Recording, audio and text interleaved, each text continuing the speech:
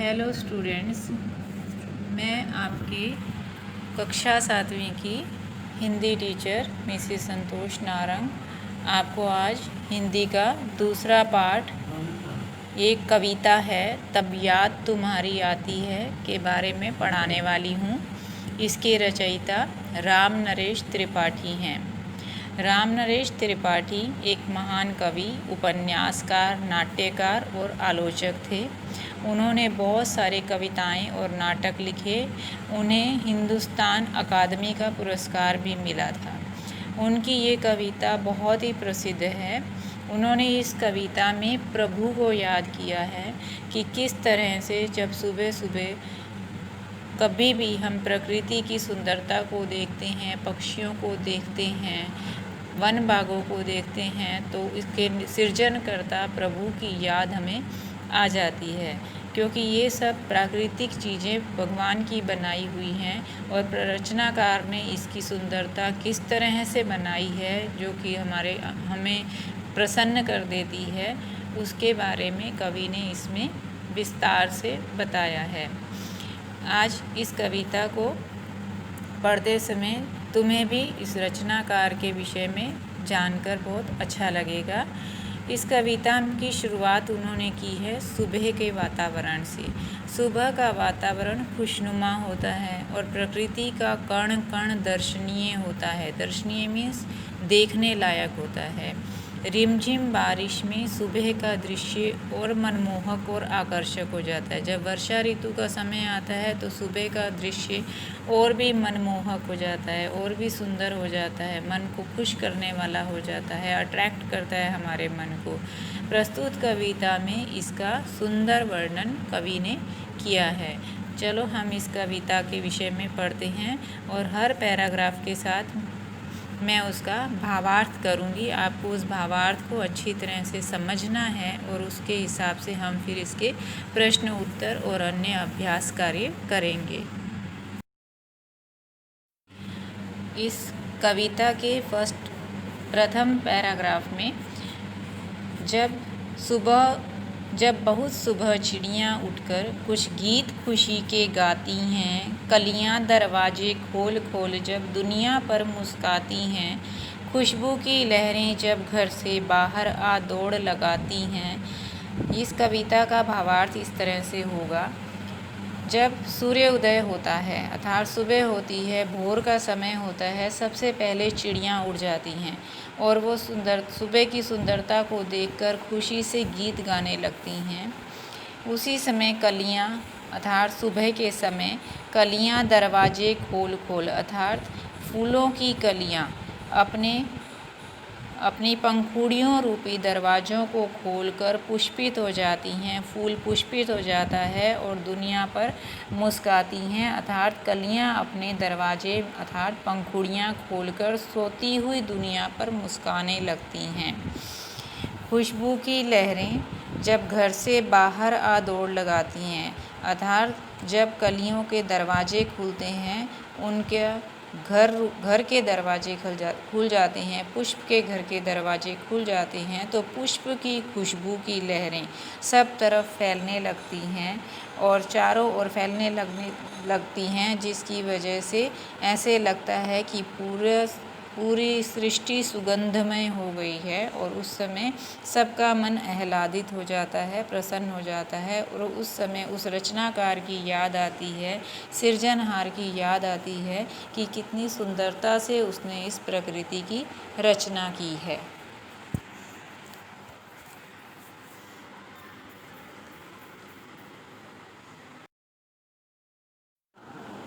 प्रकृति की इस निर्मल सुंदरता को देखकर हे जग के सृजनहार प्रभु तब याद तुम्हारी आती है। सृजनहार अर्थात संसार की रचना करने वाले हे प्रभु तब मुझे तुम्हारी याद आती है।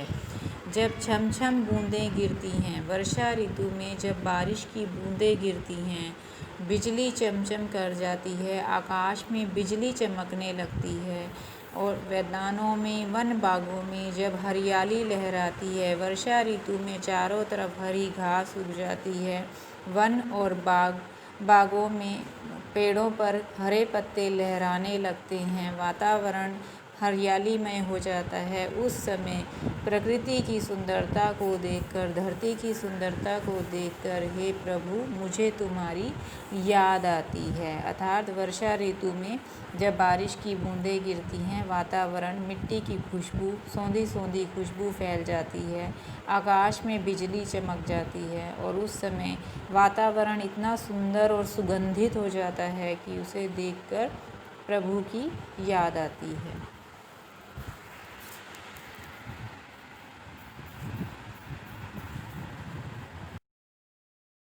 जब ठंडी ठंडी हवा कहीं से मस्ती ढोकर लाती है, हे जग के सृजनहार प्रभु तब याद तुम्हारी आती है। वर्षा ऋतु से पहले गर्मी का मौसम होता है। उस समय पूरी धरती गर्मी की वजह से तप रही होती है, पेड़ पौधे इंसान सब गर्मी से त्राही त्राही कर उठते हैं।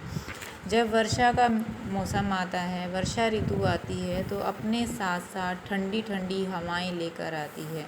इन ठंडी हवाओं में पेड़ झूमने लगते हैं, जानवर भी मस्त हो जाते हैं और इंसानों के मन में भी मस्ती भर जाती है। ऐसे लगता है ये ठंडी हवा हमारे लिए कहीं से मस्ती लेकर आई है, जिसने हमारे मन को प्रसन्न कर दिया है, खुश कर दिया है। हे जग के सृजनहार प्रभु तब याद तुम्हारी आती है। इस तरह प्रकृति में आए अचानक बदलाव को देखकर हे प्रभु, हे संसार को बनाने वाले रचनाकार, मुझे तब तुम्हारी बहुत याद आती है। अर्थात तुमने किस तरह से प्रकृति में बदलाव लाकर इंसानों के मन को, पशु पक्षियों के मन को और पेड़ पौधों को मस्ती से भर दिया, चारों तरफ हरियाली ला दी। इस प्रकार हे प्रभु तुम प्रकृति के कण कण में खुशनुमा वातावरण भर देते हो और उसे देखकर मुझे तुम्हारी बहुत याद आती।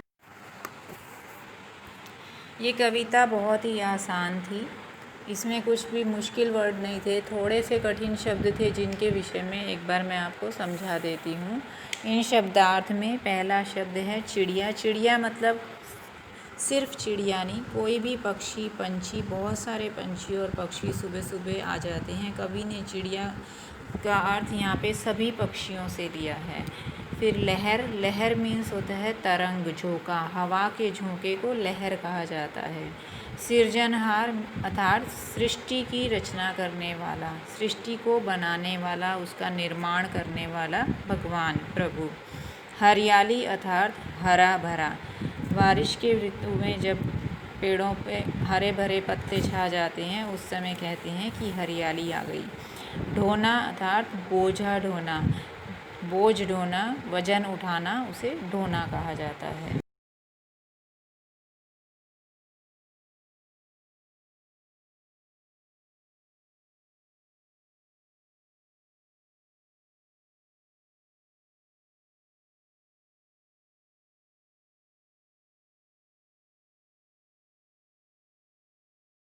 प्रश्नों के मौखिक उत्तर दीजिए। इन उत्तरों को आपको लिखना नहीं है, सिर्फ मौखिक उत्तर देना है। जैसे मैंने आपको अभी कविता समझाई है उसके हिसाब से आपको इसके उत्तर बोलने हैं।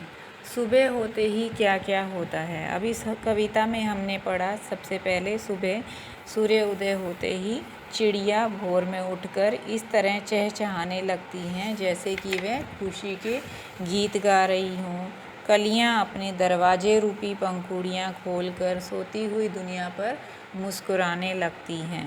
तो इस तरह से सुबह होते ही चारों तरफ प्रसन्नता छा जाती है और साथ ही खुशबू की लहरें भी फूलों में से निकलकर चारों ओर फैलने लगती हैं।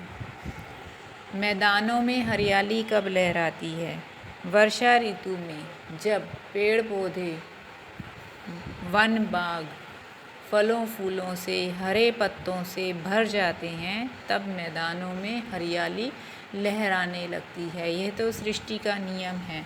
पतझड़ के बाद बसंत आती है, उसी तरह से गर्मी की मौसम के बाद बारिश का मौसम आता है और बारिश आते ही पौधों को, पेड़ों को जीवनदायिनी अमृत पानी मिल जाता है और उनके वो पूरे हरे भरे हो जाते हैं और उन पर हरियाली लहराने लगती है। प्रश्न 3 है, आपको प्रभु की याद कब आती है? इस प्रश्न का उत्तर आप स्वयं दे सकते हैं कि प्रभु की याद ज़्यादातर तो हम तभी आती है जब हम दुखी होते हैं, लेकिन मुझे प्रभु की याद तब आती है जब मैं प्रकृति की इतनी सुंदर रचना को देखती हूँ, क्योंकि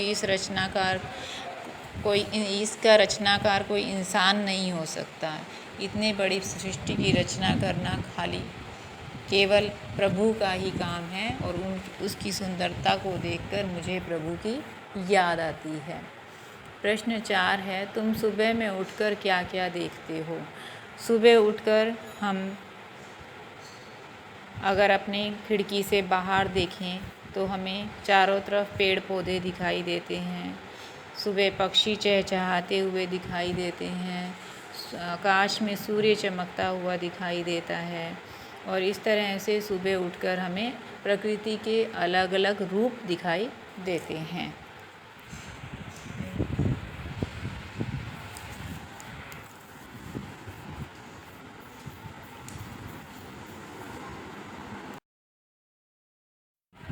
अभी हमारा पहला प्रश्न है, चित्र को देखिए और वचन परिवर्तन कीजिए। अभी इसमें पहला चित्र दिया हुआ है एक चिड़िया का, उसे कहा है चिड़िया उड़ रही है। उसके बाद 3 चिड़िया दी हुई है। अब वचन परिवर्तन मतलब होता है प्लूरल्स बनाना, एक का अनेक करना।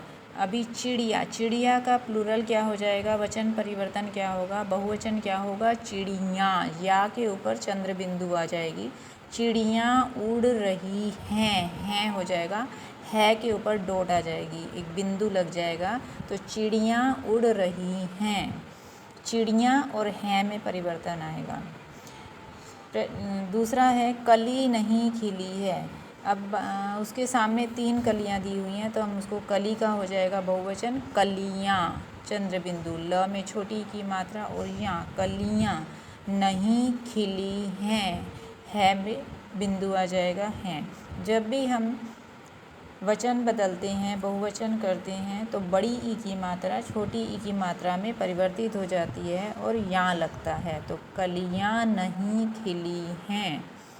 बूंद गिरती है।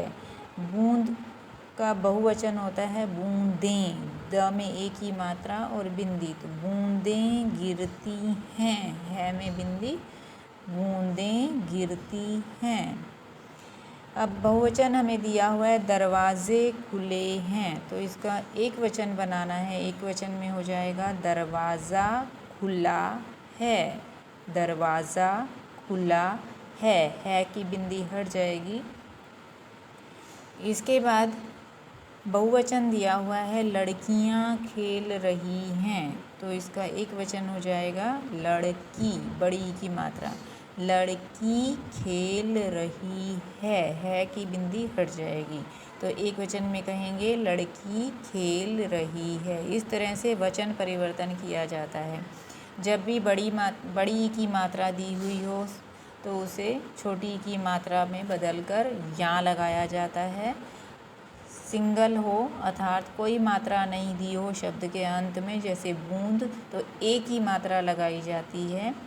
एक ही मात्रा लगी है और उसे बहुवचन में बनाना है तो आ की मात्रा लगाई जाएगी। इस तरह से हम लोग व्याकरण के नियमों का पालन करते हुए एक वचन से बहुवचन में बदलते हैं।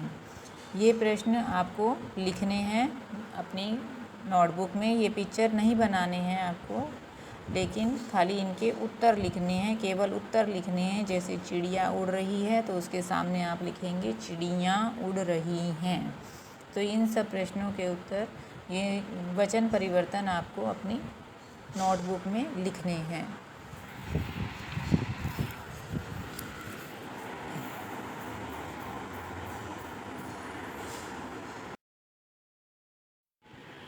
बच्चों, अब हमारा स्वाध्याय पोथी का पहला प्रश्न है, निम्नलिखित प्रत्येक प्रश्न के उत्तर के लिए दिए गए विकल्पों में से सही विकल्प चुनकर उसका क्रम अक्षर प्रश्न के सामने दिए गए बॉक्स में लिखिए। अर्थात मल्टीपल चॉइस क्वेश्चन कह सकते हैं इसको हम। हमें एक प्रश्न दिया है, उसके 4 ऑप्शन दिए हुए हैं, उनमें से हमें एक उत्तर को ढूंढना है जो सही होगा।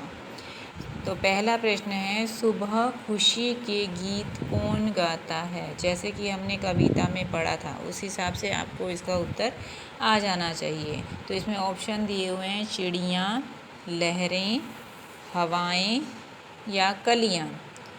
तो अभी इसका उत्तर क्या आना चाहिए, खुशी के गीत कौन गाता है, चिड़ियाँ। तो सुबह खुशी के गीत कौन गाता है, तो इसका उत्तर हम लिखेंगे ए, चिड़ियाँ। दूसरा प्रश्न है, सुबह दुनिया पर कौन मुस्कुराता है। सुबह सुबह दुनिया पर कौन मुस्कुराता है। तो इसके भी 4 ऑप्शन दिए हैं, कलियाँ, पत्तियाँ, लहरें, डालियाँ। अभी हमने कविता का भावार्थ करते समय पढ़ा था कि सुबह सुबह कलियाँ अपने दरवाजे खोलकर अपनी खुशबू फैलाकर दुनिया पर मुस्काती हैं। तो इसका उत्तर क्या रहेगा, ए, कलियाँ। तो सुबह दुनिया पर कौन मुस्काता है, कलियाँ।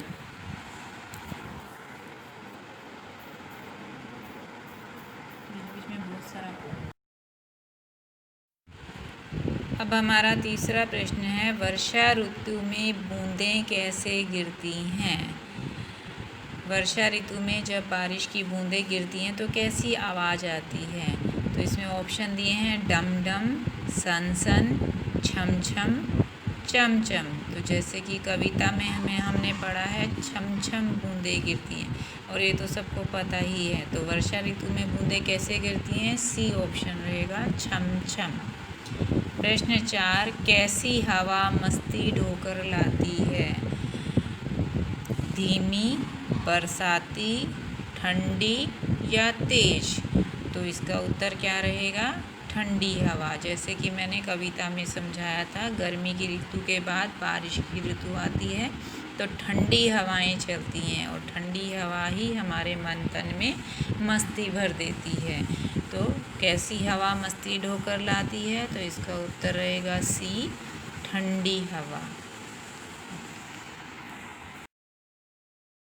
हमारा अगला प्रश्न है, कोष्ठक में से उचित शब्द चुनकर रिक्त स्थानों की पूर्ति कीजिए।